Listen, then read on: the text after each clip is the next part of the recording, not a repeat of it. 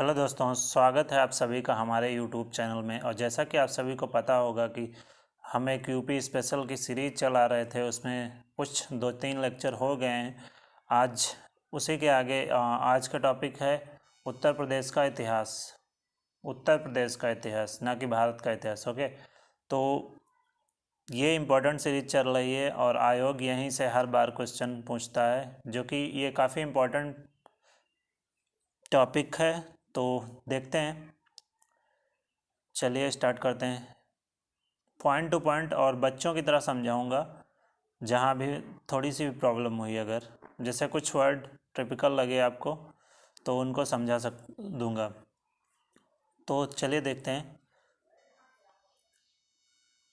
प्राचीन काल में गंगा के मैदान में उत्तर प्रदेश का क्षेत्र मध्य क्षेत्र कहलाता था। ओके, ये गंगा के मैदान को मध्य क्षेत्र बोला जाता था।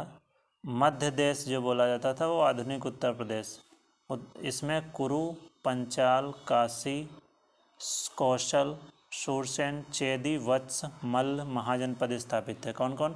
कुरु, पंचाल, काशी, कौशल, शूरसेन, चेदी, वत्स तथा मल्ल महाजनपद स्थापित थे। ओके,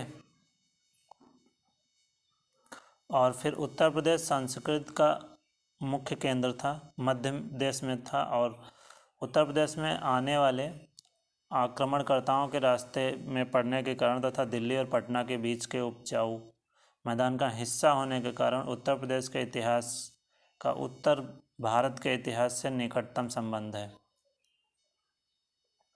आगे देखते हैं। ये कुछ महत्वपूर्ण बिंदु, इसको जूम आउट कर लेते हैं, इससे आप सभी को बेहतर दिखाई पड़े। तो इसमें बात करी गई है प्राचीन काल। महत्वपूर्ण बिंदु, उत्तर प्रदेश में ताम्र पाषाणिक संस्कृति के साक्ष्य मेरठ में और सहारनपुर से प्राप्त हुए। यहाँ से क्वेश्चन पूछ चुका है आयोग कई बार। और आगे देखते हैं दूसरा पॉइंट। उत्तर प्रदेश में ताम्र कांस्य संस्कृति के साक्ष्य आलमगीर, ये मेरठ में पड़ता है। हिंडन नदी, बड़ा गांव, हुलास, दोनों सहारनपुर में है। बड़ा गांव और हुलास से प्राप्त होते हैं ताम्र कांस्य। ठीक है, और ताम्र पाषाणिक ये मेरठ और सहारनपुर से। फिर अगला पॉइंट है, उत्तर प्रदेश में उत्तर वैदिक संस्कृत के उत्तरी काली चमकीले पात्र अवशेष के रूप में पाए गए। ठीक है, आगे देखते हैं।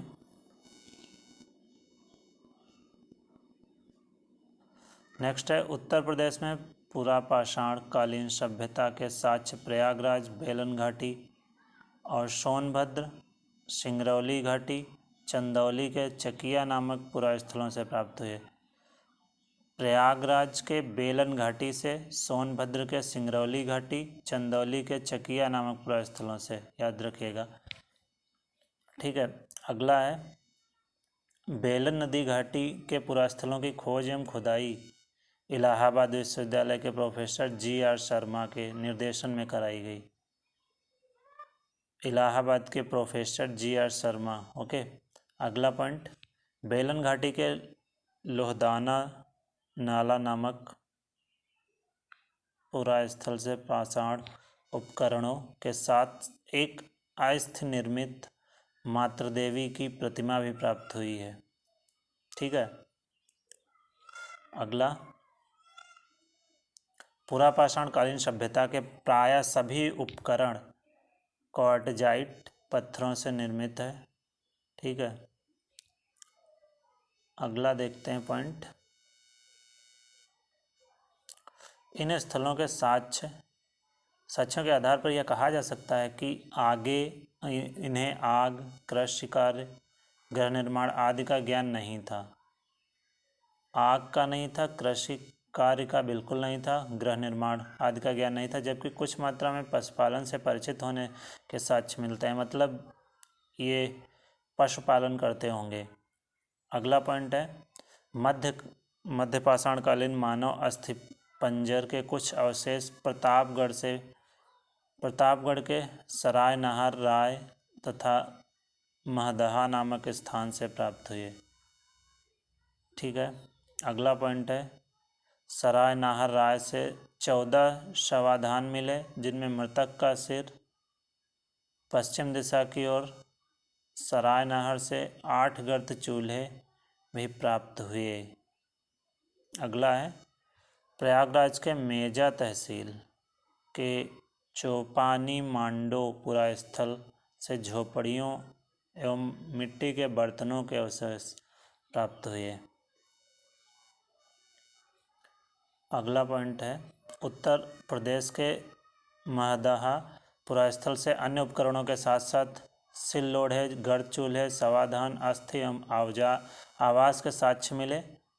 अगला है दमदमा प्रतापगढ़ जिला।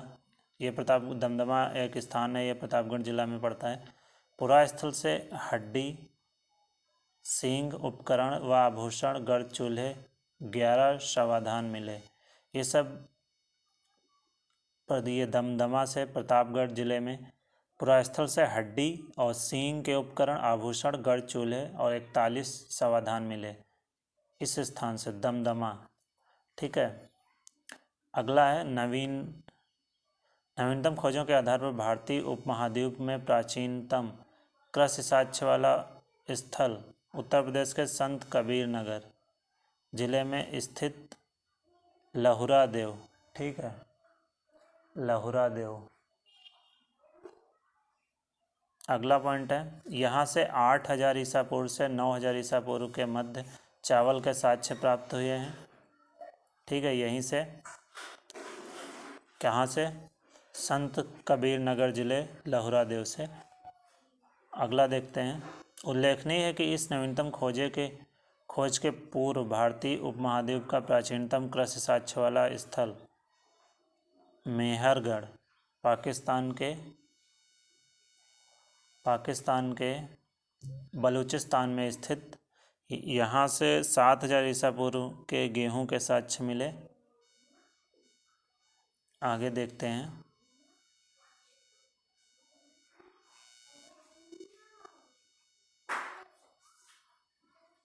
जबकि प्राचीनतम चावल के साक्ष्य वाला स्थल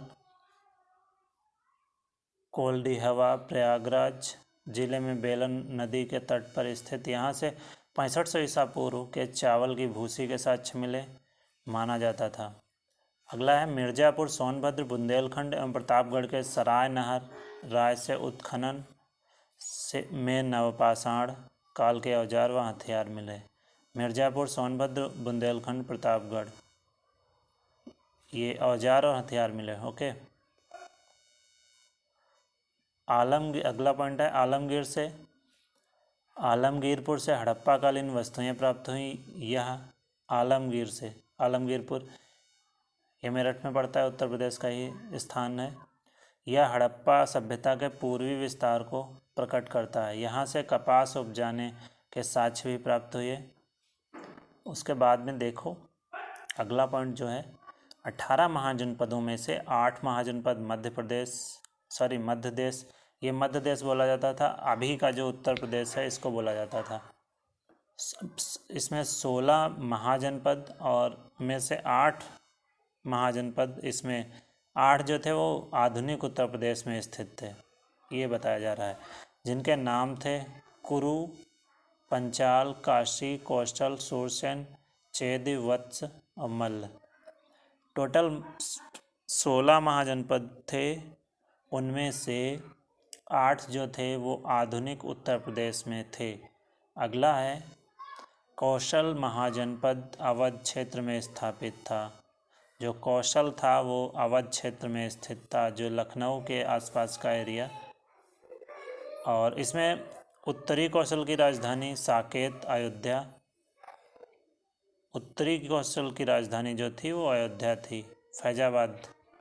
और दक्षिणी कौशल की राजधानी श्रावस्ती थी, जो नेपाल से सटा हुआ हमारा और बहराइच और बलरामपुर के बीच में पड़ता है।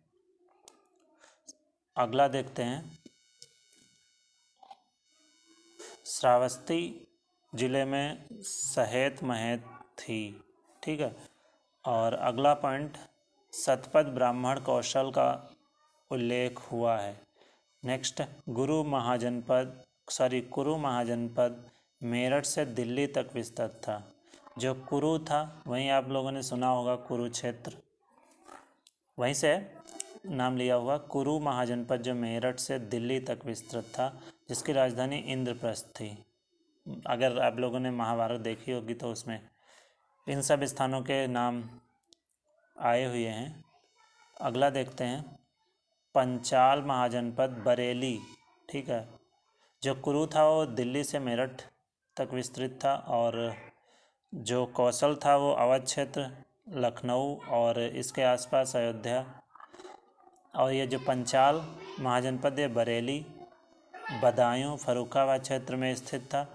पंचाल महाजनपद के उत्तरी भाग की राजधानी अहिच्छत्र एवं दक्षिणी भाग की राजधानी कंपिल्य थी। ठीक है। अगला देखते हैं, नेक्स्ट पॉइंट, वर्तमान मथुरा के समीपवर्ती क्षेत्र में स्थित सूरसेन महाजनपद की राजधानी मथुरा थी। ठीक है। अगला पॉइंट, सूरसेन महाजनपद की बात हो रही है, इसकी राजधानी मथुरा। फिर अगला है, वत्स महाजनपद प्रयागराज के समीपवर्ती क्षेत्र में स्थित राजधानी कोशम, वर्तमान में कौशाम्बी क्षेत्र। ठीक है। और अगला पॉइंट, दूसरी तीसरी शताब्दी में कौशाम्बी मगहों की राजधानी थी। ठीक है। दूसरी तीसरी शताब्दी में जो कौशाम्बी थी वो मगहों की राजधानी थी। इस काल में कौशाम्बी ने राजनीतिक एवं आर्थिक महत्वपूर्ण स्थान प्राप्त किया। इसे आदनगरी स्थल भी कहा जाता है। अगला पॉइंट है, कौशाम्बी थेर पंथ का प्रमुख केंद्र भी था। इस नगर को हूण नेता तोरमार ने अधिक क्षति पहुंचाई थी। हूण नेता। अगला है, मल्ल महाजनपद देवरिया गोरखपुर क्षेत्र। मल्ल जो महाजनपद था वो देवरिया गोरखपुर पूर्वांचल क्षेत्र था की राजधानी कुशीनगर, कसिया, इसको कसिया बोला जाता था, तथा पावा पडरौना थी। ठीक है। उसके बाद में नेक्स्ट पॉइंट है, कुशीनगर की विस्तृत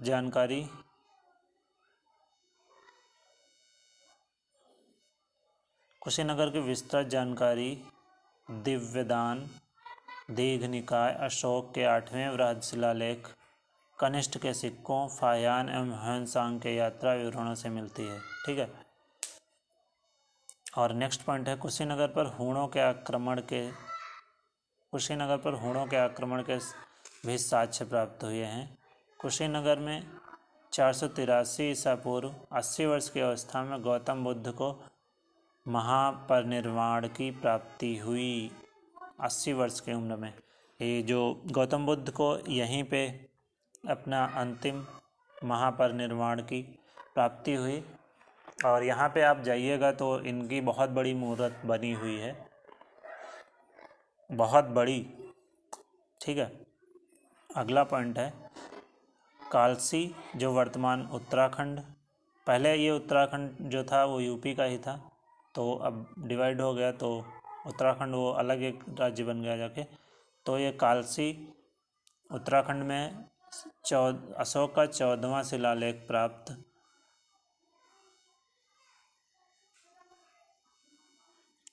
हुआ। यहाँ से संस्कृत पदों से उत्कृष्ट ईंटों की एक वेदी मिली, जो तृतीय शती के ईस्वी के शासक सीलवमैन अश्वमेध यज्ञ स्थल का साक्ष्य है। अगला पॉइंट है, गौतम बुद्ध का अधिकांश सन्यासी जीवन उत्तर प्रदेश में ही व्यतीत हुआ। गौतम बुद्ध का अधिकांश जो है जीवन उत्तर प्रदेश में ही व्यतीत हुआ। इसी कारण उत्तर प्रदेश को बौद्ध धर्म का पालना कहा जाता है। बौद्ध धर्म का पालना कहा जाता है। ठीक है। अगला है, बुद्ध का जन्म, ज्ञान प्राप्ति, महापरिनिर्वाण तीनों बैसाख पूर्णिमा को ही हुए, इसलिए बौद्ध धर्म में बैसाख पूर्णिमा को महत्वपूर्ण स्थान प्राप्त है। ठीक है। अगला पॉइंट है, गौतम बुद्ध ने सर्वाधिक वर्षा काल कौशल राज्य में व्यतीत किए। कौशल जो कि अवध क्षेत्र और अगला पॉइंट है बौद्ध ग्रंथ अगुंतर निकाय तथा जैन ग्रंथ भगवती सूत्र से 16 महाजनपदों का साक्ष्य प्राप्त है। ठीक है, अगला देखते हैं। चेदी महाजनपद की राजधानी सुक्तिमती या सत्यवती बांदा के समीप थी। अयोध्या के अभिलेख पुष्यमित्र शुंग शासक के अयोध्या के राज्यपाल धनदेव का है। इससे पता चलता है कि पुष्यमित्र ने 2 अश्वमेध यज्ञ किए थे। ठीक है, अगला पॉइंट, ह्वेनसांग चीनी यात्री ने अपने यात्रा विवरण सियूकी में अंतरजी खेड़ा को पिलोशान कहा। ठीक है, अगला पॉइंट, उत्तर वैदिक युग से संबंध अंतरजी खेड़ा कासगंज जिले में स्थित है। ये स्थान से गौरिक मृतभांड तथा कृष्ण लोहित मृतभांड 1450 से 1200 BC। ठीक है, चित्रित धूसर पात्र परंपरा उत्तरी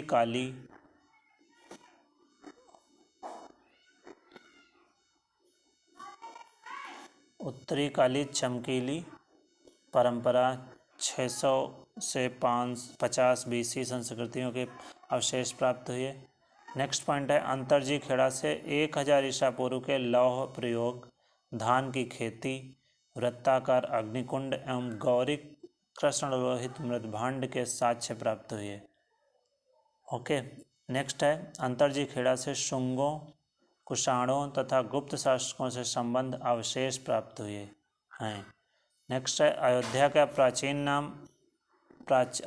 प्राचीन नाम पूछा जाए तो अयाज्यसा था। नेक्स्ट है बौद्ध परंपरा के अनुसार अशोक ने एक स्तूप का निर्माण अयोध्या में कराया था। ठीक है, अब अगला है जैन ग्रंथों के अनुसार आदिनाथ सहित 5 तीर्थंकरों की जन्मभूमि अयोध्या थी। फिर नेक्स्ट पॉइंट है अहिच्छत्र से मित्र उपाधि वाले राजाओं के सिक्के 200 से 300 ईस्वी प्राप्त हुए। अहिच्छत्र के शासक अच्युत को गुप्त नरेश समुद्रगुप्त ने पराजित किया था। नेक्स्ट है अहिच्छत्र से गुप्तकालीन यमुना की एक मूर्ति प्राप्त हुई। ठीक है, अब थोड़ा सा इधर देख लेते हैं।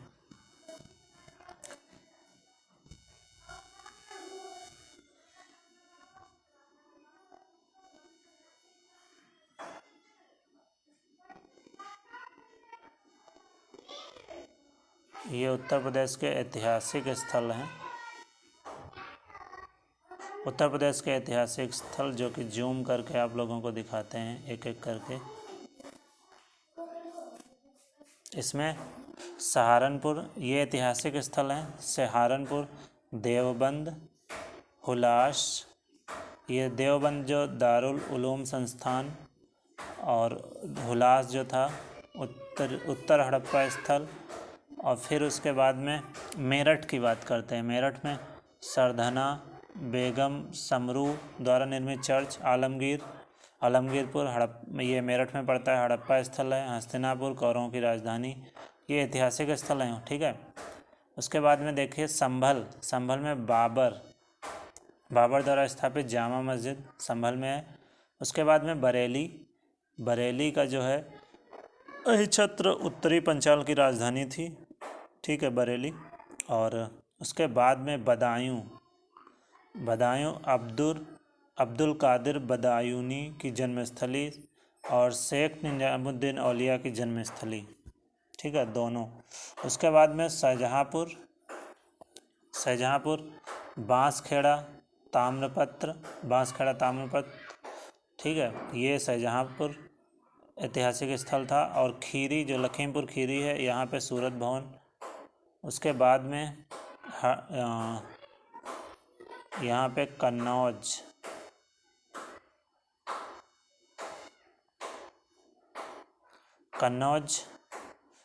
जयचंद का किला। उसके बाद में सीतापुर में आप सभी को पता होगा नैमिषारण्य है और यहीं पे महेश दधीच जी की तपोभूमि है और आश्रम भी यहीं पे है सीतापुर में। आज मैंने एक कम्युनिटी पे क्वेश्चन भी डाला था कि महेश दधीच की आश्रम कहाँ है, तो ये सीतापुर में ही है। उसके बाद में श्रावस्ती में सहेत महत, उसके बाद में चेतवन विहार, मक्खल गोशाल की जन्मस्थली, फिर सिद्धार्थनगर, इसमें वंशी पैलेस सिद्धार्थनगर, कपिल वस्तु, बौद्ध स्तूप। ठीक है, ये ऐतिहासिक स्थल हैं। उसके बाद में देखा जाए तो अब ये संत कबीर नगर ये है, यहाँ पे मगहर संत कबीर दास की जन्मस्थली है, इसीलिए इसका नाम भी संत कबीर नगर पड़ा। उसके बाद में है कुशीनगर गौतम बुद्ध का महापरिनिर्वाण। उसके बाद में है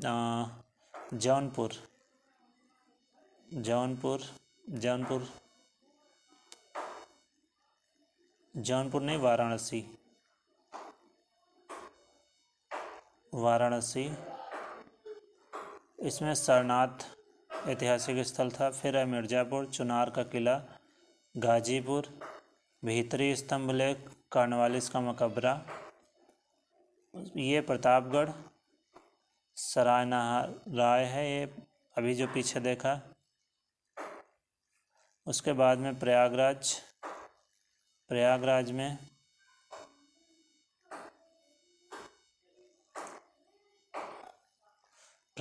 में संगमेश्वर, और फिर उसके बाद में प्रयाग स्तंभ, प्रयाग का किला, खुसरो का मकबरा, आनंद भवन, प्रतिष्ठानपुरी, झूसी, इतने सारे ऐतिहासिक स्थल यहीं पे थे।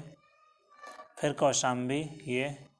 कौशाम्बी में वत्स राज्य घोषिताराम विहार यहीं पे है। उसके बाद में देखिए रायबरेली रामविलास पैलेस, फिर है फतेहपुर, खुजहा युद्ध स्थल, देन उसके बाद में कौन सा है, लखनऊ, ये इसमें अवध की राजधानी और लखनऊ समझौता भी यहीं पे 1916 में हुआ था। फिर है बांदा कलिंजर का किला यहीं पे है बांदा में, दशावतार मंदिर ललितपुर। ठीक है, फिर आ जाते हैं इधर झांसी में झांसी का किला और रानी लक्ष्मीबाई महल भी है। उसके बाद में जालौन, कल्पी जो बीरबल का जन्म, और जगमनपुर किला भी यहीं पे है। उसके बाद में देखते हैं आगरा में फतेहपुर सीकरी। ठीक है, और आगरा का किला, ताजमहल, सामूगढ़, सिकंदरा मकबरा, बुलंद दरवाज़ा, जोधाबाई महल। ठीक है, ये फिरोजाबाद में है। उसके बाद में एटा अंतरजी खेड़ा एटा में है ऐतिहासिक स्थल। उसके बाद में मथुरा की बात करें तो द्वारिकाधीश मंदिर और सूरसेन महाजनपद की राजधानी भी मथुरा में है। तो ये सारे हो गए ऐतिहासिक स्थल। अब आगे देखते हैं नेक्स्ट पॉइंट।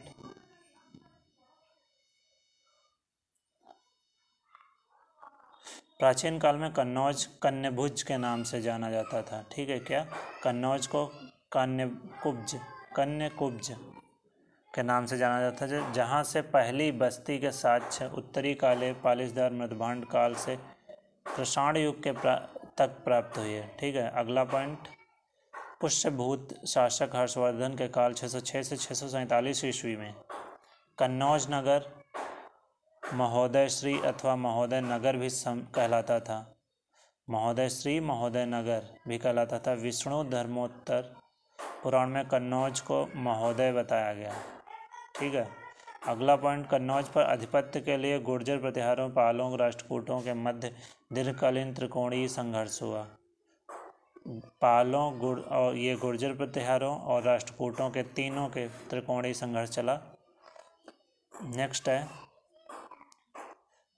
सर्वाधिक समय तक कन्नौज पर गुर्जर प्रतिहारों ने शासन किया था। और फिर अगला देखते हैं, अगला पॉइंट, 1818 ईस्वी में महमूद गजनवी ने कन्नौज पर आक्रमण किया था। ये महत्वपूर्ण है। 1018 ईस्वी में बौद्ध काल में कपिलवस्तु सिद्धार्थनगर जिले के पिपरहवा से शाह के गणराज्य की राजधानी थी। कपिल ऋषि के वास स्थल से इस स्थल का नाम कपिलवस्तु पड़ा। ठीक है, कपिल ऋषि के वास से कपिलवस्तु पड़ा, याद रखिएगा। यह श्रीवस्ती वाराणसी मार्ग तथा वैशाली पुरुषपुर मार्ग का केंद्र स्थल था। नेक्स्ट है,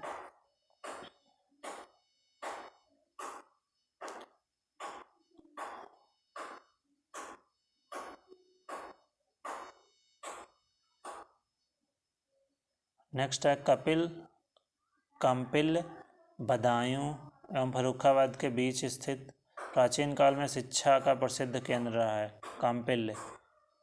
नेक्स्ट पॉइंट है, अरौरा मिर्जापुर से अशोक का लघु शिलालेख तथा सरनाथ वाराणसी कौशाम्बी प्रयागराज के समीप से लघु स्तंभ लेख मिला अहरौरा से। ठीक है, नेक्स्ट है पॉइंट, अशोक की राजकीय घोषणाएं जिन स्तंभों पर उत्कीर्ण हैं उन्हें लघु स्तंभ कहा जाता है।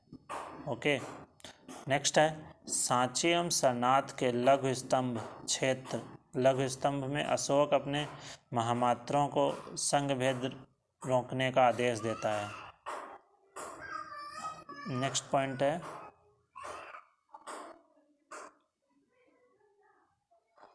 प्रयाग स्तंभ का अशोक की रानी करुआकी द्वारा दान किए जाने का उल्लेख है, इसे रानी का अभिलेख भी कहा गया है।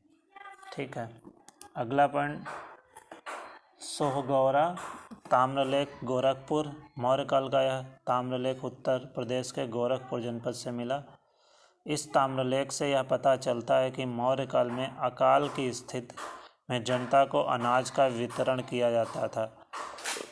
ठीक है, अगला पॉइंट है, प्रयाग के अशोक स्तंभ पर हरिसेन द्वारा समुद्रगुप्त का प्रशस्त लेख उत्कीर्ण है। फिर अगला पॉइंट है, काशी का सर्वप्रथम उल्लेख अथर्ववेद में मिलता है। महाभारत के अनुसार इस नगर की स्थापना दिवोदास ने की थी। काशी महाजनपद की राजधानी वाराणसी थी। ओके, फिर नेक्स्ट है, काशी महाजनपद की जो राजधानी थी वो वाराणसी थी। उसके बाद में अगला है, एटा जिले के कटिगरा गांव से 5000 पुरानी कटिगरा गांव, ठीक है, पुरानी सभ्यता के प्रमाण मिले। यहाँ से गुप्त काल, कुषाण काल, समकालीन महाभारत के काल के चित्रित मृदभंड पेटेड ग्रे वेयर भी मिलते हैं। नेक्स्ट पॉइंट है, गढ़वा प्रयागराज में ये स्थान पड़ता है। कुमारगुप्त के 2 शिलालेख तथा स्कंदगुप्त का 1 शिलालेख प्राप्त हुआ। उसके बाद में अगला पॉइंट है, भीतरी स्तंभ लेख गाजीपुर में पुष्यमित्र और हुणों के साथ स्कंदगुप्त के युद्ध का वर्णन है। 1994 ईस्वी में चंदावर के युद्ध में मोहम्मद गौरी ने गहड़वाल नरेश जयचंद कन्नौज का शासक को पराजित किया। ये जयचंद कन्नौज का शासक था। ठीक है, मोहम्मद गौरी ने। उसके बाद में नेक्स्ट पॉइंट है, देवगढ़ ललितपुर जिला से प्राप्त पुरातात्विक साक्ष्यों से गुप्त काल के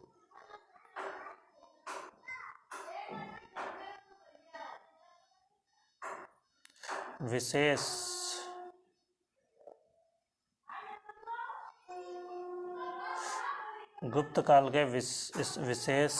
स्थापत्य एवं मूर्तिकला के साक्ष्य मिले। यहाँ के गुप्तकालीन मंदिरों में दशावतार मंदिर उल्लेखनीय है। दशावतार मंदिर, यहाँ से जैन तीर्थकर ऋषभदेव की पुत्री ब्राह्मी द्वारा उत्कीर्णित लिपियों का अभिलेख मिला। देवगढ़ से चंदेल शासकों के अभिलेख भी प्राप्त हुए देवगढ़ से। फिर नेक्स्ट पॉइंट है, दशावतार मंदिर की विशेषता यह है कि इसमें 12 मीटर ऊंचा एक शिखर है, 12 मीटर ऊंचा। ठीक है, दशावतार मंदिर की बात हो रही है, जो भारतीय मंदिर निर्माण में शिखर का संभवतः पहला उदाहरण है। ठीक है, नेक्स्ट देखते हैं। जहां अन्य मंदिरों में केवल एक मंडप होता था, उसके विपरीत उसमें 4 मंडप हैं। दशावतार मंदिर की बात कर रहा है। नेक्स्ट है, हर्षवर्धन प्रति 5वें वर्ष प्रयाग में महामोक्ष परिषद का आयोजन करता था। हर्षवर्धन। नेक्स्ट पॉइंट है, हर्षवर्धन का 628 ईस्वी का ताम्रदान पत्र लेख बांसखेड़ा से प्राप्त हुआ। यह ब्राह्मी लिपि तथा संस्कृत भाषा में लिखा गया, जिसमें हर्ष की वंशावली, प्रशासनिक संरचना, सैनिक अभियानों का उल्लेख मिलता है। और इस अभिलेख में हर्षवर्धन द्वारा क्षेत्र मुक्ति के मार्कट सागर गांव को एक कर मुक्त करके 2 ब्राह्मणों को दान में देने का उल्लेख प्राप्त है। उसके बाद में नेक्स्ट पॉइंट, इस अभिलेख में हर्ष के हस्ताक्षरों के अनुलिप उत्कीर्ण है।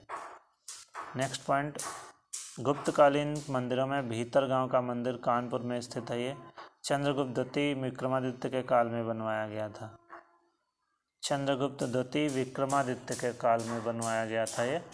नेक्स्ट पॉइंट है, यह मंदिर केवल ईंटों से ही निर्मित है। ओके, इसकी विशेषता शिखर का होना तथा ऊंचे चबूतरे पर निर्मित होना माना जाता था। इसकी छत पिरामिडाकार है। इसके बाद में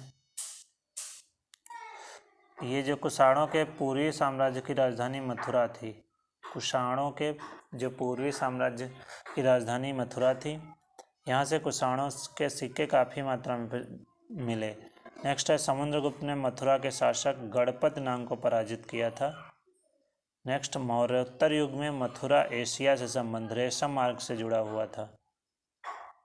जो मौर्योत्तर युग में मथुरा जो है एशिया से संबंध रेशम मार्ग से जुड़ा हुआ था।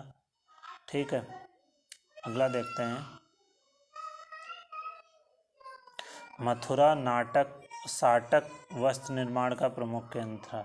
साटक, यह श्वेतांबर जैन मत का केंद्र था। यहाँ बौद्ध मत की सर्वस्तिवादी विचारधारा उद्भव एवं विकास हुआ। यहाँ मथुरा का कला शैली में बुद्ध की प्रतिमा मूर्ति निर्मित हुई। बुद्ध की प्रथम मूर्ति निर्मित हुई यहाँ पे मथुरा कला शैली में। 1818 ईस्वी में महमूद गजनवी ने मथुरा के मंदिरों को ध्वंस कर लूटपाट की। 1818 ईस्वी में फिर 1670 ईस्वी में औरंगजेब ने मथुरा के कृष्ण मंदिर, वीर सिंह बुंदेला द्वारा निर्मित ये था कृष्ण मंदिर, इसको औरंगजेब ने नष्ट कर दिया। ठीक है, उसके बाद में भरतपुर राज्य की राजधानी मथुरा थी, जिसकी घोषणा सूरजमल जाट ने की थी। सूरजमल जाट। इसके बाद नेक्स्ट पॉइंट, राजघाट वाराणसी के समीप से उत्तरी काली पालिशदार मृतभांड संसर्गत के अवशेष प्राप्त हुए। नेक्स्ट है, श्रेयावस्ती 3 प्रमुख व्यापारिक मार्गों उत्तरापथ, दक्षिणापथ, मध्यपथ के केंद्र में स्थित होने के कारण राजनीतिक व्यापार गतिविधियों का केंद्र बिंदु था। समझ में आया? यहाँ से साहूकार अनाथपिंडन के चेतवन महाविहार बौद्धों का अनुदान में दिया गया था।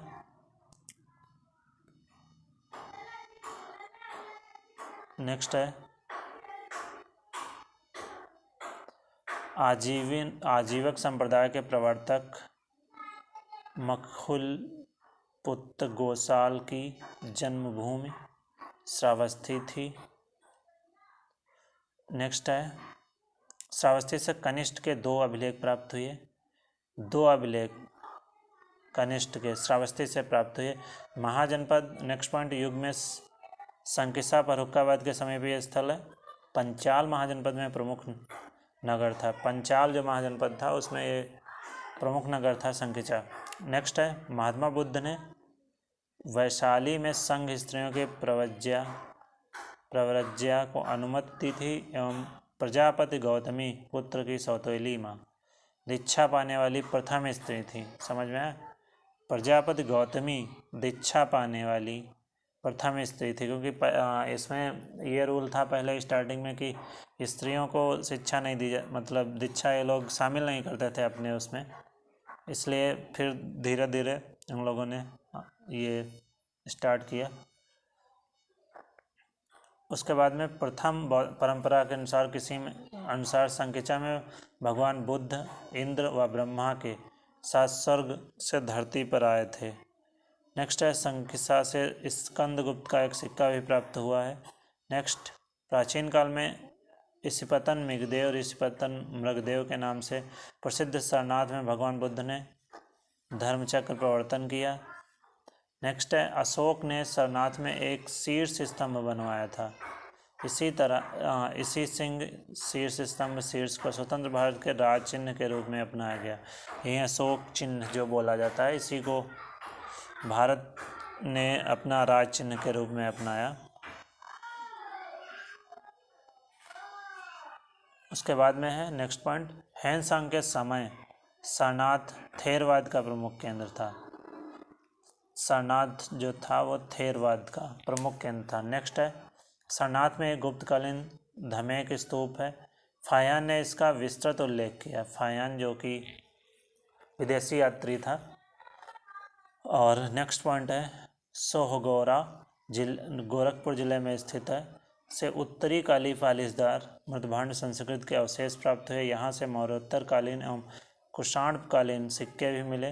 नेक्स्ट है, हस्तिनापुर मेरठ में स्थित है। हस्तिनापुर जो है मेरठ में स्थित है। हस्तिनापुर से उत्तरी गंगा घाटी की संस्कृतियों के अनुक्रम की जानकारी मिलती है। यहाँ से मृदभांड संस्कृतियों के से लेकर मौर्योत्तर युग के साक्ष्य मिले। नेक्स्ट पॉइंट है, हस्तिनापुर से उत्खनन में मौर्योत्तर कालीन प्रस्तर प्रतिमाएं, मथुरा के दंतवंशी शासकों के सिक्के, कुषाणों के सिक्के, योद्धेयों के मुद्राएं प्राप्त हुई। नेक्स्ट पॉइंट, इसकी स्थापना हस्तिन नामक शासक ने की थी। महाभारत काल में यह कौरवों की राजधानी थी। आप लोगों को महाभारत देखा होगा तो आप लोगों को पता होगा हस्तिनापुर के बारे में। और नेक्स्ट पॉइंट है, हड़प्पा युगीन अवशेष हुलास से मिले। नेक्स्ट है, हुलास खेड़ा से कुषाण काल से गुप्त काल तक के भौतिक अवशेष प्राप्त हुए। यहाँ से कुषाणकालीन 200 मीटर लंबी सड़क, सुनियोजित जल निकासी व्यवस्था, कार्तिकेय की स्वर्ण प्रतिमा, चांदी के आहत सिक्के तथा कुषाणों के ताम्र सिक्के मिले।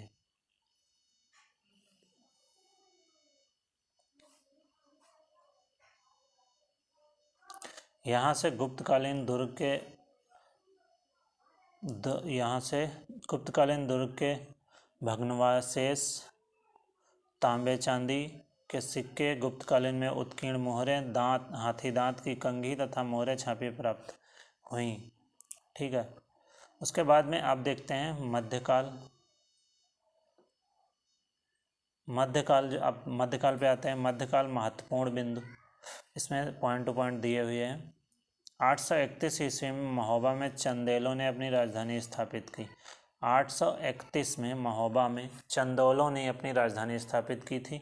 चंदेलों का राज्य जेजाक भुक्ति जुझौती के नाम से चर्चित था। नेक्स्ट पॉइंट, आगरा की स्थापना सुल्तान सिकंदर लोदी ने 1504 ईस्वी में की थी। नेक्स्ट है, मध्यकाल में राजस्थान तथा दक्षिण में मालवा की ओर जाने वाले मार्ग पर स्थित होने के कारण आगरा का राजनीतिक, आर्थिक व व्यापारिक महत्व स्थापित था। नेक्स्ट पॉइंट, मुगल काल में आगरा शिक्षा का प्रमुख केंद्र था। मुगल काल में जो आगरा था वो शिक्षा का प्रमुख केंद्र था। आगरा के समीपवर्ती क्षेत्रों में मुगल काल में नील की खेती होती थी। जो आगरा के समीपवर्ती क्षेत्र थे, जैसे मथुरा हुआ, फिरोजाबाद हुआ, मैनपुरी हुआ, ये सारे इनमें नील की खेती होती थी बहुत तेज़ी से। और नेक्स्ट पॉइंट है, आगरा के सिकंदरा नामक स्थान पर जहांगीर के काल में अकबर के मकबरे का निर्माण कराया गया था। यह मकबरा बगीचे में स्थित है। ठीक है, आप लोग वहाँ जाइएगा तो देखिए जाकर। नेक्स्ट है, आगरा यमुना नदी के तट पर स्थित है, आप सभी को पता होगा। यहीं पर जहांगीर ने किले से यमुना नदी के दूसरे तट तक एक सोने की जंजीर लगवाई थी। इस जंजीर को न्याय की जंजीर, क्वेश्चन ये बहुत बार पूछा गया है, न्याय की जंजीर किसने लगवाई? तो ये जहांगीर ने लगवाई थी कि न्याय चाहने वाला कोई भी फरियादी इस जंजीर को खींचकर बादशाह से न्याय की गुहार कर सकता है। बहुत अच्छा ये था। और आगे अगला पॉइंट देखते हैं। आगरा में स्थित मुसम्मन बुर्ज से हरम की महिलाएं पशु युद्ध देखती थी। आगरा में ही मीना बाजार लगता था। इससे ये भी कई बार क्वेश्चन पूछा है आयोग ने। और इसी बाज़ार में जहांगीर सर्वप्रथम नूरजहां से मिला, इसी बाज़ार में, क्योंकि यहाँ महिलाएं आती थी, हरम की महिलाएं आती थी पशु युद्ध देखने। पशु युद्ध हुआ करता था पहले। यहीं से पहली बार जो है शाह जहांगीर जो था वो नूरजहां से यहीं पे मिला फर्स्ट टाइम। उसके बाद में अगला पॉइंट है, मुग़ल साम्राज्य के संस्थापक बाबर ने आगरा को अपनी राजधानी बनाया था। बाबर ने आगरा को अपनी राजधानी बनाया। और जो मुग़ल साम्राज्य का संस्थापक था, ये भी क्वेश्चन आया है, वो जो ये बाबर था। ठीक है, आगरा के किले का निर्माण अकबर ने कराया था। जो आगरा का किला था उसको अकबर ने बनवाया। नेक्स्ट पॉइंट है, नूरजहां ने आगरा में अपने पिता इत्मादुद्दौला का मकबरा बनवाया। ठीक है, फिर अगला पॉइंट, यह मकबरा श्वेत संगमरमर से निर्मित किया गया है और इसमें अलंकरण के लिए पित्रादुरा शैली का प्रयोग किया गया है। नेक्स्ट पॉइंट, शाहजहां द्वारा निर्मित आगरा का ताजमहल एवं मोती मस्जिद स्थापत्य कला की श्रेष्ठता के प्रतीक हैं। इस बारे में तो आप सभी को पता होगा। फिर नेक्स्ट पॉइंट, यूरोपियन यात्रियों राल्फ फिंच एवं बर्नियर ने आगरा के वैभव की प्रशंसा की। आगरा में काफ़ी कुछ ये हमारे मुग़ल शासकों ने बनवाया। नेक्स्ट चलते हैं।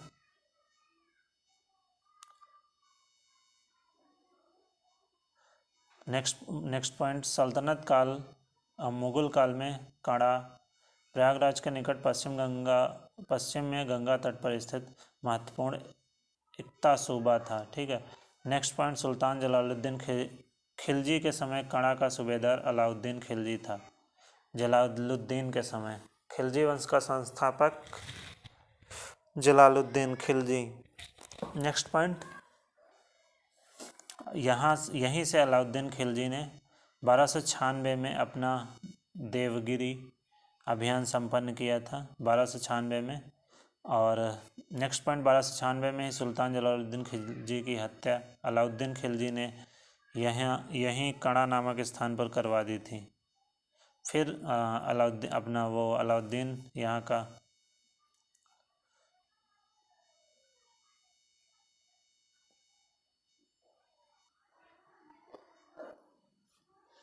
तो अगला पॉइंट है, काड़ा क्षेत्र में स्वर्गद्वारी के संस्थापक मोहम्मद बिन तुगलक ने की थी। नेक्स्ट पॉइंट, संत मलूकदास की जन्मस्थली काड़ा, जो मलूकदास थे इनकी जन्मस्थली काड़ा, ये गंगा नदी के तट पर स्थित थी। नेक्स्ट पॉइंट, पूर्व मध्यकाल में कलिंजर बांदा जिला पर राजपूतों का शासन स्थापित था। ठीक है, राजपूतों का शासन था। नेक्स्ट पॉइंट, 12वीं शताब्दी ईस्वी के पश्चात कलिंजर तुर्कों, अफगानों, मुगलों के आक्रमण से प्रभावित रहा। नेक्स्ट पॉइंट, भारत में तुर्कों के आगमन के समय कोल मतलब राजपूतों का प्रभुत्व स्थापित था। कुतुबुद्दीन ऐबक ने 1192 ईस्वी में कोयल पर अधिकार स्थापित कर लिया था। सुल्तान बहलोल लोदी के समय कोयल का स्थानीय शासक ईसा खां था। इसने बहलोल लोदी के अधीनता स्वीकार कर ली थी, बहलोल लोदी की। ठीक है, उसके बाद में नेक्स्ट पॉइंट, 1022 ईस्वी में महमूद गजनवी ने कलिंजर को पदाक्रांत किया था। नेक्स्ट, कुतुबुद्दीन ऐबक ने चंदेल शासक परमदिरदेव को 1202 ईस्वी में कलिंजर में पराजित कर दिया था। ठीक है, नेक्स्ट पॉइंट,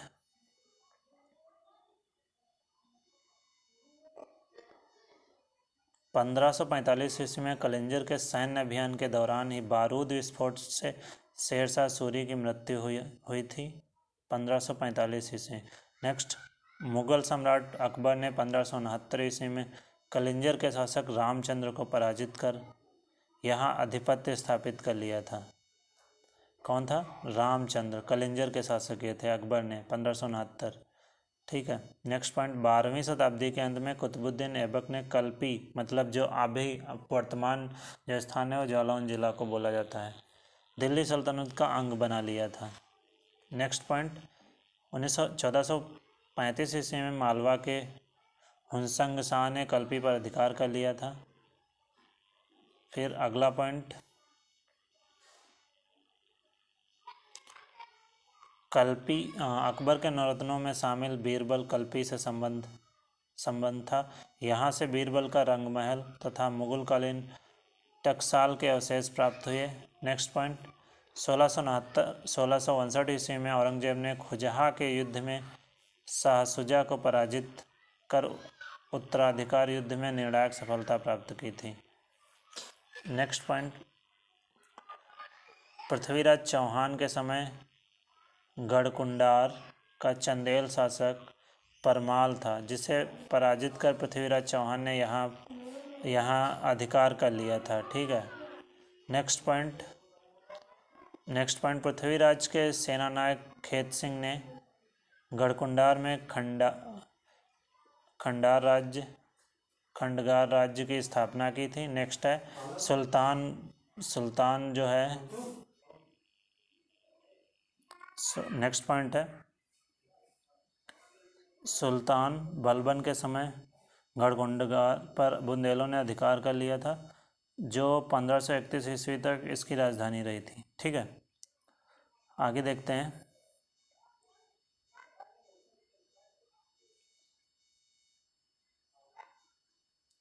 नेक्स्ट पॉइंट, 14वीं शताब्दी के ईस्वी में चुनार पर चंदेलों का शासक था। किसका शासक? चंदेलों का। ठीक है, चुनार पर। नेक्स्ट पॉइंट है, मुगल सम्राट बाबर ने चुनार पर अधिकार स्थापित किया था। ठीक, नेक्स्ट है, शेरशाह सूरी के दमन क्रम में हुमायूं ने चुनार के किले की घेराबंदी की थी, परंतु शेरशाह ने चुनार पर अपना नियंत्रण स्थापित करने में सफलता प्राप्त की थी।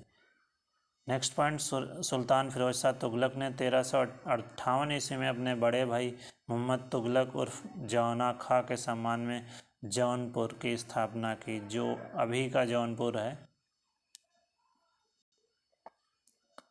नेक्स्ट पॉइंट है, सुल्तान फिरोज शाह तुगलक ने 1358 में ये जौनापुर की स्थापना की थी, जौना खां के नाम पे।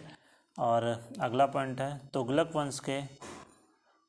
वंश के पतन के दौर में जौनपुर मलिक हुसैन सर्की के नेतृत्व में 1394 ईस्वी में स्वतंत्र हो गया। सर्की सल्तनत की जौनपुर की स्थापना हुई। ठीक है, नेक्स्ट पॉइंट, सर्की सल्तनत के दौरान जौनपुर को सिराज ए हिंद कहा जाता था, सर्की सल्तनत के समय। ठीक है, नेक्स्ट पॉइंट, 1613 ईस्वी में ओरछा शासक बीरबिल सिंह बुंदेला ने झांसी की स्थापना की थी। नेक्स्ट, 1372 ईस्वी में जैतपुर युद्ध के बाद झांसी को ओरछा के शासक छत्रसाल ने पेशवा बाजीराव प्रथम को सौंप दिया।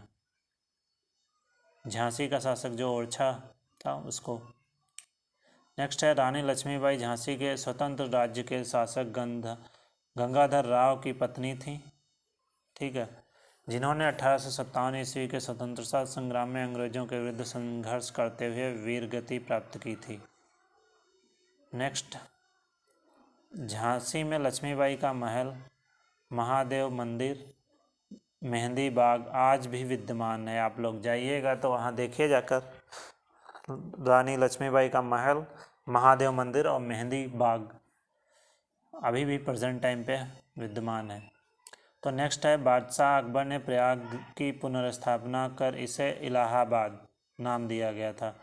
आप लोगों ने देखा होगा कि ये अकबर ने ही इसको, पहले ये प्रयाग के नाम से ही, जो अभी योगी सरकार ने प्रयाग इलाहाबाद को प्रयागराज नाम पुनः दे दिया।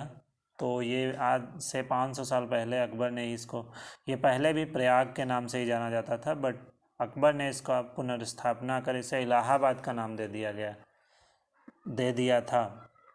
ठीक है। फिर यहाँ के किले का निर्माण भी अकबर ने कराया था। नेक्स्ट है, अकबर फतेहपुर सीकरी आगरा के निकट को, ये जो फतेहपुर सीकरी है आगरा के निकट को शेख सलीम चिश्ती के कारण पवित्र भूमि मानता था। नेक्स्ट है, सलीम जो कि जहांगीर, मतलब बचपन का नाम सलीम और जहांगीर का नाम था। जन्म फतेहपुर सीकरी में शेख सलीम की खानकाह में हुआ था। ठीक है, जो जहांगीर था इसका जन्म यहीं हुआ था। फिर है नेक्स्ट पॉइंट, 1573 ईस्वी से 1588 तक मुगल साम्राज्य की राजधानी रही फतेहपुर सीकरी। नेक्स्ट, फतेहपुर सीकरी के स्थापत्य के उदाहरण शेख सलीम चिश्ती का मकबरा, बुलंद दरवाज़ा, जामा मस्जिद, जोधाबाई का महल, दीवाने खास, बीरबल का महल, मरियम का महल, पंचमहल आदि। ठीक है। नेक्स्ट पॉइंट, सल्तनत काल में बदायूं सर्वाधिक महत्वपूर्ण एकता थी। सुल्तान बनने के पूर्व इल्तुमिश यहीं का इक़्तिदार था। जो सुल्तान, ये इल्तुमिश था पहले यहीं का, सुल्तान बनने से पूर्व यहीं का इक़्तिदार था। नेक्स्ट पॉइंट, सूफी संत शेख निजामुद्दीन औलिया एवं इतिहासकार अब्दुल कादिर बदायूनी का संबंध बदायूं से ही था। नेक्स्ट है, इतिहासकार जियाउद्दीन बरनी बुलंदशहर जिले में स्थित बरन का निवासी था। ये सब पास ही के थे, जो भी आगरा के क्षेत्र। नेक्स्ट, बदायूं दिल्ली लखनौती व्यापारिक मार्ग का प्रमुख केंद्र था। ठीक है। नेक्स्ट चलते हैं,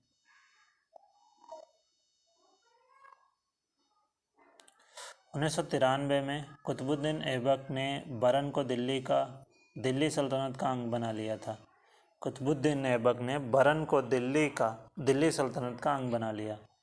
नेक्स्ट पॉइंट, लखनऊ के अंतिम नवाब वाजिद अली शाह थे, जिन्होंने 1856 ईस्वी में अंग्रेजों के पदच्युत मतलब पद से हटा देने कर अवध को ब्रिटिश साम्राज्य में मिला लिया था। नेक्स्ट पॉइंट, लखनऊ कथक नृत्य का केंद्र था। लखनऊ जो था वो कथक नृत्य अपने यूपी में फेमस है, इसका केंद्र था। यहाँ की इमारतों में इमामबाड़ा, भूल भुलैया, छतर मंजिल आदि प्रमुख हैं। ये सब अभी विद्यमान है, आप लोग वहाँ भी जाकर घूम सकते हैं। ठीक है, लखनऊ में। और उसके बाद में नेक्स्ट पॉइंट है, 1857 ईस्वी में महान विल्पा की प्रमुख वीरांगना बेगम हजरत महल ने लखनऊ में अंग्रेजों से संघर्ष किया था। नेक्स्ट पॉइंट, औरंगजेब के विरुद्ध विद्रोह करके जाट नेता सूरजमल ने अपने भरतपुर राज्य की राजधानी मथुरा घोषित की। नेक्स्ट पॉइंट, फिरोज शाह तुगलक ने अशोक स्तंभ मेरठ से मंगाकर दिल्ली में स्थापित कराया था। ये जो अशोक स्तंभ है ये मेरठ में था, इसको दिल्ली में लगवाया इसने फिरोज शाह तुगलक ने। ठीक है। नेक्स्ट पॉइंट, नवाब असफुद्दौला के समय अवध की राजधानी फैजाबाद से लखनऊ स्थानांतरित की गई। पहले जो अवध की राजधानी थी ये लखनऊ नहीं थी, ये फैजाबाद थी, और इसको नवाब असफुद्दौला ने लखनऊ स्थानांतरण किया। नेक्स्ट पॉइंट, संभल सल्तनत काल में महत्वपूर्ण एकता के रूप में चर्चित था। संभल का क्षेत्र हुमायूं ने अपने भाई अस्करी को प्रदान किया था। 29 मई 1658 ईस्वी को सामूगढ़ के युद्ध में दारा जो कि इसका औरंगजेब का बड़ा भाई था, दारा के नेतृत्व में शाही सेना की पराजय औरंगजेब व मुराद की संयुक्त सेना से हुई थी। युद्ध में विजय प्राप्त करने पर औरंगजेब ने शाहजहां को आजीवन नज़रबंद कर दिया। शाहजहां के ही दोनों पुत्र थे, दारा शिकोह और औरंगजेब। तो इस शाहजहां को आजीवन नज़रबंद कर दिया, मुराद को छल से बंदी बना लिया और स्वयं को बादशाह घोषित कर दिया। नेक्स्ट पॉइंट, संभल में मुगल बादशाह बाबर ने मस्जिद का निर्माण कराया था। ठीक है, संभल में। नेक्स्ट पॉइंट, संभल में मुगल बादशाह बाबर ने मस्जिद का निर्माण कराया था, ये तो हो गया। नेक्स्ट पॉइंट, सिकंदरा में मुगल सम्राट अकबर ने अपना मकबरा बनवाया था। ये इन्होंने सिकंदरा में अकबर ने बनवाया था अपना, जिसे 1613 ईस्वी में सम्राट अशोक ने पूर्ण कराया था। ठीक है, ये अधूरा छोड़ गए और फिर 1613 में उनके बेटे जहांगीर ने इसको पूर्ण कराया। अब आते हैं उत्तर मध्यकाल, महत्वपूर्ण बिंदु। ठीक है, 1707 ईस्वी में औरंगजेब की मृत्यु से 1757 ईस्वी में प्लासी के युद्ध तक वर्तमान उत्तर प्रदेश में 5 स्वतंत्र राज्य स्थापित हो चुके थे। जैसे औरंगजेब की मृत्यु हुई वैसे ही सब अपने अपने खुद के राज्य छोटे छोटे टुकड़ों में बंटते चले गए। फिर है नेक्स्ट पॉइंट, मेरठ तथा बरेली के उत्तर में नाजिब खान नामक पठान नेता का राज्य था। नेक्स्ट पॉइंट, दोआब क्षेत्र में रुहेलों के अंतर्गत रुहेलखंड राज्य स्थापित था। नेक्स्ट पॉइंट, फर्रुखाबाद के बंगस पठानों के अंतर्गत मध्य दोआब का राज्य क्षेत्र स्थापित था।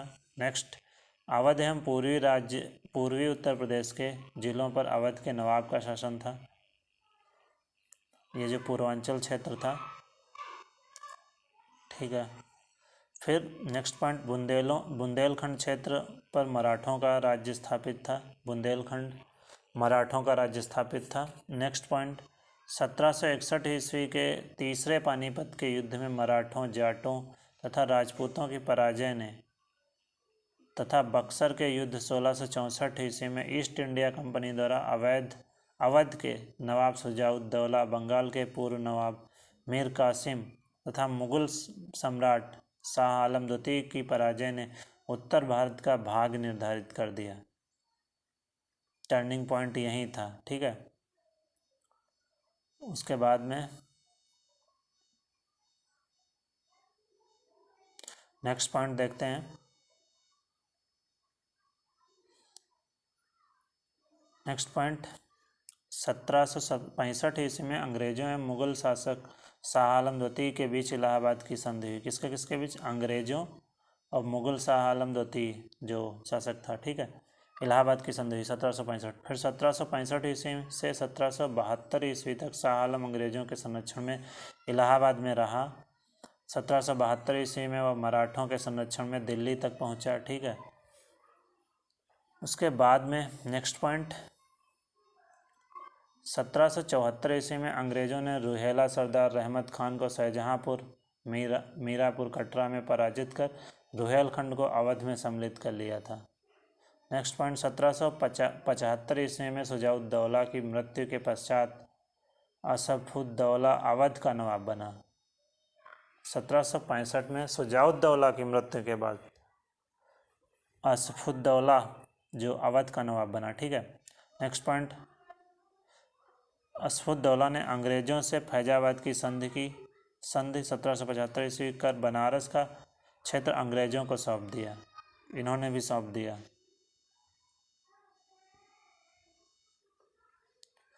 नेक्स्ट पॉइंट,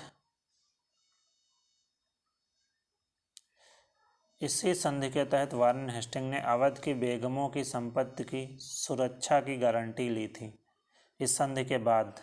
ठीक है, नेक्स्ट पॉइंट, असफुद्दौला ने 1784 ईस्वी में मुहर्रम मनाने के लिए लखनऊ में इमामबाड़ा का निर्माण करवाया। इमामबाड़ा जो बना हुआ है लखनऊ में वो असफुद्दौला ने बनवाया था 1784 में।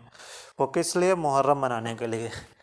नेक्स्ट पॉइंट, इसमें स्तंभों का प्रयोग नहीं किया गया है बिल्कुल भी, आप लोग जाके देख सकते हैं। नेक्स्ट पॉइंट, बनारस के राजा चेत सिंह ने 1780 में अंग्रेजों द्वारा अधिकाधिक धन मांगे जाने का विरोध किया। फलस्वरूप अंग्रेजों ने राजा चेत सिंह को हटाकर महीप नारायण सिंह को बनारस का राजा बनाया। ठीक है। फिर इन अंग्रेज लोग आ गए, ये सब अपनी मनमानी करने लगे। नेक्स्ट पॉइंट है 1757 ईस्वी में असफुद्दौला की मृत्यु के पश्चात उसका भाई शहादत अली अवध का नवाब बना। इसने इलाहाबाद का किला अंग्रेजों को सौंप दिया था तथा बाह्य आक्रमण से सुरक्षा के बदले प्रतिवर्ष 76 लाख रुपए ईस्ट इंडिया कंपनी को देने का वचन दिया। मतलब बाहरी शक्तियों से उसकी सुरक्षा करे, इसलिए मतलब अंग्रेज़ों को ईस्ट इंडिया कंपनी जो थी अंग्रेज़ों की, उसको 76 लाख रुपए देने का प्रतिवर्ष वचन दिया था, जिससे अपनी बाहरी शक्तियों से रक्षा कर सके। नेक्स्ट पॉइंट 1803 ईस्वी में लॉर्ड लेक ने मराठों को पराजित कर अलीगढ़ एवं आगरा पर अधिकार कर लिया, लॉर्ड लेक ने।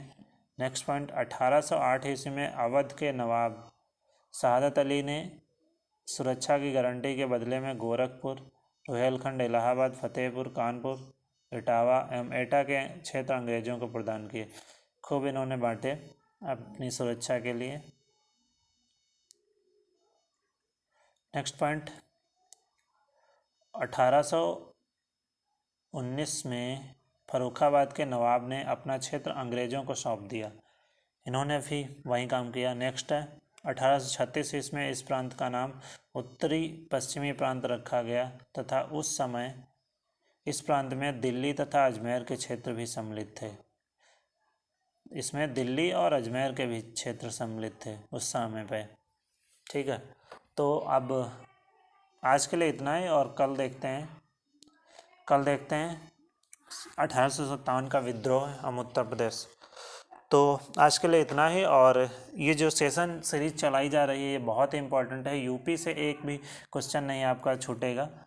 आप लोग बस ध्यान से इसको, पूरी सीरीज नवंबर में फिनिश हो जाएगी, तो कंप्लीट इसकी प्लेलिस्ट बना दी जाएगी, आप लोग देख लीजिएगा। फिर यूपी स्पेशल का एक भी क्वेश्चन मिस नहीं करके आओगे, और यहीं से ये बस पॉइंट टू पॉइंट आपको लर्न कर लेने हैं।